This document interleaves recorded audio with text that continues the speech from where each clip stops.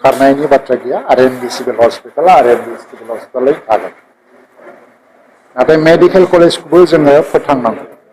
दा भारत सरकारनि national medical काउन्सिलनि guideline मथे 1:8 सासे डक्टरनि एगेन्स्टआव थारमाने 100 जन जों एडमिशन होयो बे एडमिशन लानाय डक्टरफोरनि सासे डक्टरनि एगेन्स्टआव 8 जन पेशेन्ट नांगौ थारमाने 800 पेशेन्ट नांगौ किन्तु दा क'क्राझार मेडिकेल कलेजाव 250ल' पेशेन्ट जायो दैलि आरो क'क्राझार सिभिल हस्पिटालाव 300 जन पेशेन्ट जायो दा जों ज' मिलायबाबो 550 पेशेन्ट ओंखारो 800 जन जाया किन्तु 550 बा मोनसे कनसिडारेबल जायो किन्तु दा बै मेडिकेल कलेजाव पेशेन्टआ बेबायदि जुदि फिसा हस्पिटालफ्रा खाथि खाला थायोबा मालाबाबो बारायनाय नङा अब्ला मेडिकेल कलेजा इनटेक केपासिटिया दा जोंहा 100 स्टुडेन्ट एडमिशन लानो हायो किन्तु नेक्स्ट इयाराव जुदि जोङो पेशेन्ट नाम्बारखौ बारायनो हायाबा 50आव थांगोन दा 50आव थाङोबा लासैनो आरो 50आबो जुदि खमायलांनानै थांनांगौ जायोबा मेडिकेल कलेजनि रेजिस्ट्रेसनाबो मोनसे इस्यु जायो थ' जोंनोथ' मेडिकेल कलेज नांगौ नङा होमबा सोर बुंगोन जे मेडिकेल कलेजखौ जोंनो नाङा थ' मेडिकेल कलेजखौ नांगौब्ला मेडिकेल कलेजखौ फोथांनानै लाखिनांगौआ बयनिबो रेसपन्सिबिलिटि बाहाय राजनिति जानो नाङा जे आन्दलन जादों मोनसे राजनिति दलनिफ्राय खालामबाय थादों खालामनाङा नलबारियावबो जादोंमोन किन्तु राजनैतिक दलफ्रा बाहाय कंग्रेस दं बीजेपी दं गासिबो बुजाबुजियाव मेडिकेल कलेजखौ जोंनो नांगौ बिनि सार्तआव सिभिल हस्पिटालनि माखासे सार्तखौ एसे गारनानै सिभिल हस्पिटालखौबो दोनबाय किन्तु बुजाबुजिनि गेजेराव मोननैखौबो सालायगासिनो दं दा जोंबो बेबायदिनो खालामलांनांगोन खारन बेयो मेडिकेल कलेजा जुदि जों सालायनो हायै जायोबा जोंनिनो बिराद गिदिर लस लाजिनांथाव बाथ्रा जागोन आरो क'क्राझार RNB सिभिल हस्पिटालनि प्रति जोंहा गोसोआव जे केवल RNB सिभिल हस्पिटालखौ बुखारनायनि बाथ्रा गैया RNB civil hospital RNB civil हस्पिटालै थागोन नाथाय मेडिकेल कलेजखौबो जोङो फोथांनांगौ दा भारत सरकारनि नेशनेल मेडिकेल काउन्सिलनि गाइडलाइन मथे 1:8 सासे डक्टरनि एगेन्स्टआव थारमाने 100 जन जों एडमिशन होयो बे एडमिशन लानाय डक्टरफोरनि सासे डक्टरनि एगेन्स्टआव 8 जन पेशेन्ट नांगौ थारमाने 800 पेशेन्ट नांगौ किन्तु दा क'क्राझार मेडिकेल कलेजाव 250ल' पेशेन्ट जायो दैलि आरो क'क्राझार सिभिल हस्पिटालाव 300 जन पेशेन्ट जायो दा जों ज' मिलायबाबो 550 पेशेन्ट ओंखारो 800 जन जाया किन्तु 550 बा मोनसे कनसिडारेबल जायो किन्तु दा बै मेडिकेल कलेजाव पेशेन्टआ बेबायदि जुदि फिसा हस्पिटालफ्रा खाथि खाला थायोबा मालाबाबो बारायनाय नङा अब्ला मेडिकेल कलेजा इनटेक केपासिटिया दा जोंहा 100 स्टुडेन्ट एडमिशन लानो हायो किन्तु नेक्स्ट इयाराव जुदि जोङो पेशेन्ट नाम्बारखौ बारायनो हायाबा 50आव थांगोन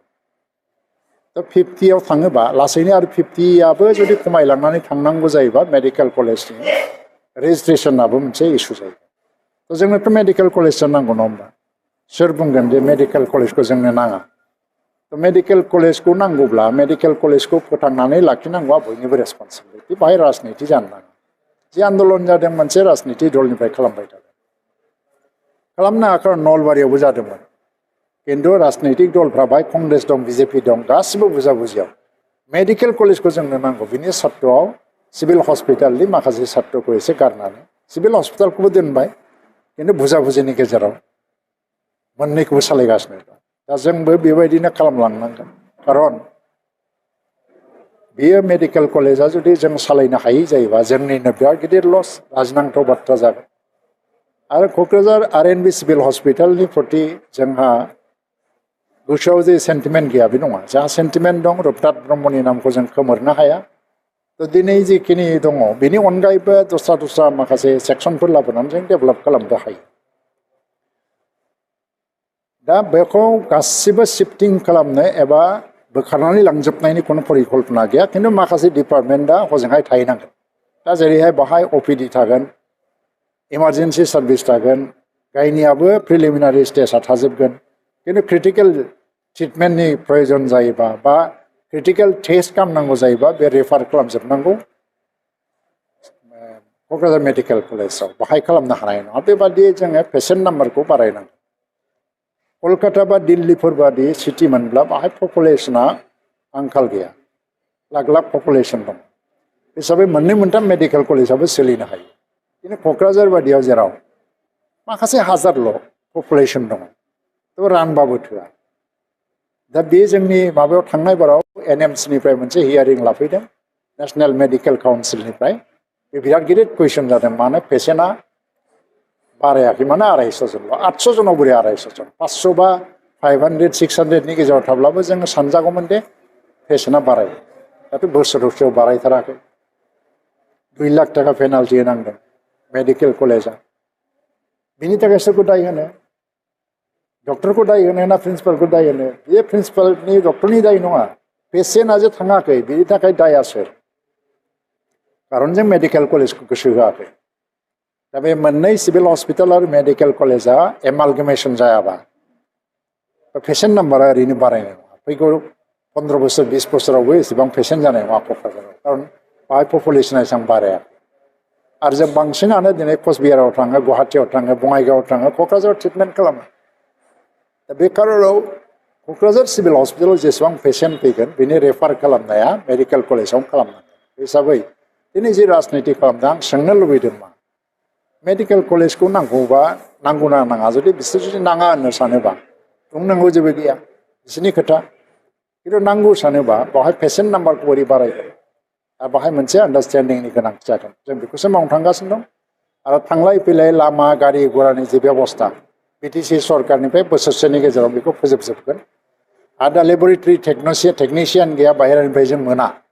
दा बेखौ बिटिसिआ गावसोरनो इनिशिएटिभ लानानै ट्रेनिंबो होगासिनो दङ आइसिइउनि माने टेकनिशियान गैया बेखौ जों अल आसाम नागिरबा मोननाय नङा जेरावखि हायार लानो नागिरा खिन्थु जोंनो ट्रेन आप खालामनानै दिहुननांगौ जायो थ' बिनि थाखाय जोंनो एसे सम नांगौ थ' कमप्लिट 5 बोसोरसोनि गेजेराव मेडिकेल कलेजा गावनो गाव वेल इक्विप जागोन खिन्थु बावहाय राजनिति जानो नाङा आं बेखौल' खावलायो जों बुजाबुजिनि गेजेरजों मेडिकेल कलेजखौ जोङो गोख्रों खालामनांगौ आरो RNB सिभिल हस्पिटालखौबो मोनसे लेभेलाव जोङो लाखिनानै दोननांगौ RNB सिभिल हस्पिटालखौ बोखारनायनि बाथ्रा गैया RNB सिभिल हस्पिटाला RNB सिभिल हस्पिटालै थागोन नाथाय मेडिकेल कलेजखौबो जोङो फोथांनांगौ दा भारत सरकारनि नेशनेल मेडिकेल काउन्सिलनि गाइडलाइन मथे 1:8 सासे डक्टरनि एगेन्स्टआव थारमाने 100 जन जों एडमिसन होयो बे एडमिसन लानाय डक्टरफोरनि सासे डक्टरनि एगेन्स्टआव 8 जन पेसेन्ट नांगौ थारमाने 800 पेसेन्ट नांगौ खिन्थु दा क'क्राझार मेडिकेल कलेजाव 250ल' पेसेन्ट जायो दैलि आरो क'क्राझार सिभिल हस्पिटालाव 300 जन पेसेन्ट जायो दा जों ज' मिलायबाबो 550 पेसेन्ट ओंखारो 800 जन जाया खिन्थु 550 बा मोनसे कनसिडारेबल जायो खिन्थु दा बै मेडिकेल कलेजाव पेसेन्टआ बेबायदि जुदि फिसा हस्पिटालफ्रा खाथि खाला थायोबा मालाबाबो बारायनाय नङा अब्ला मेडिकेल कलेजा इनटेक केपासिटिया दा जोंहा 100 स्टुडेन्ट एडमिसन लानो हायो खिन्थु नेक्स्ट इयाराव जुदि जोङो पेसेन्ट नाम्बारखौ बारायनो हायाबा 50आव थांगोन दा 50आव थाङोबा लासैनो आरो 50आबो जुदि खमायलांनानै थांनांगौ जायोबा मेडिकेल कलेजनि रेजिस्ट्रेसनाबो मोनसे इस्यु जायो थ' जोंनोथ' मेडिकेल कलेजसो नांगौ नङा होमबा सोर बुंगोन जे मेडिकेल कलेजखौ जोंनो नाङा थ' मेडिकेल कलेजखौ नांगौब्ला मेडिकेल कलेजखौ फोथांनानै लाखिनांगौआ बयनिबो रेसपन्सिबिलिटि बाहाय राजनिति जानो नाङा जे आन्दलन जादों मोनसे राजनिति दलनिफ्राय खालामबाय थादों खालामनो हायाखै नलबारियावबो जादोंमोन खिन्थु राजनैतिक दलफ्रा बाहाय कंग्रेस दं बिजेपि दं गासिबो बुजाबुजियाव मेडिकेल कलेजखौ जोंनो नांगौ बिनि सात्त'आव सिभिल हस्पिटालनि माखासे सात्त'खौ एसे गारनानै सिभिल हस्पिटालखौबो दोनबाय खिन्थु बुजाबुजिनि गेजेराव मोननैखौबो सालायगासिनो दं दा जोंबो बेबायदिनो खालामलांनांगोन खारन बेयो मेडिकेल कलेजा जुदि जों सालायनो हायै जायोबा जोंनिनो बिराद गिदिर लस लाजिनांथाव बाथ्रा जागोन आरो क'क्राझार RNB सिभिल हस्पिटालनि प्रति जोंहा गोसोआव जे सेन्टिमेन्ट गैया बे नङा जोंहा सेन्टिमेन्ट दं रुपनाथ ब्रह्मनि नामखौ जों खोमोरनो हाया थ' दिनै जिखिनि दङ बेनि अनगायैबो दस्रा माखासे सेक्सनफोर लाबोनानै जों डेभेलप खालामनो हायो दा बेखौ गासिबो शिफ्टिं खालामनो एबा बोखारनानै लांजोबनायनि खुनु परिकल्पना गैया खिन्थु माखासे डिपार्टमेन्टआ हजोंहाय थाहैनांगोन दा जेरैहाय बाहाय OPD थागोन इमारजेन्सि सार्भिस थागोन गायनियाबो प्रिलिमिनारि स्टेजआ थाजोबगोन खिन्थु क्रिटिकेल ट्रिटमेन्टनि प्रयोजन जायोबा बा क्रिटिकेल टेस्ट खालामनांगौ जायोबा बे रेफार खालामजोबनांगौ क'क्राझार मेडिकेल कलेजाव बाहाय खालामनो हानाय नङा बेबादि जोङो पेसेन्ट नाम्बारखौ बारायनांगौ कलकाता बा दिल्लीफोर बादि सिटि मोनब्ला बाहाय पपुलेसना आंखाल गैया लाख लाख पपुलेसन दं हिसाबै मोननै मोनथाम मेडिकेल कलेजाबो सोलिनो हायो खिन्थु क'क्राझार बादियाव जेराव माखासे हाजारल' पपुलेसन दङ थ' रानबाबो थोआ दा बे जोंनि माबायाव थांनाय बाराव एनएमसिनिफ्राय मोनसे हियारिं लाफैदों नेशनेल मेडिकेल काउन्सिलनिफ्राय बे बिराद गिदिर कुइसन जादों मानो पेसेन्टआ बारायाखै मानो 250 जनल' 800 जनाव बोरै 250 जन 500 बा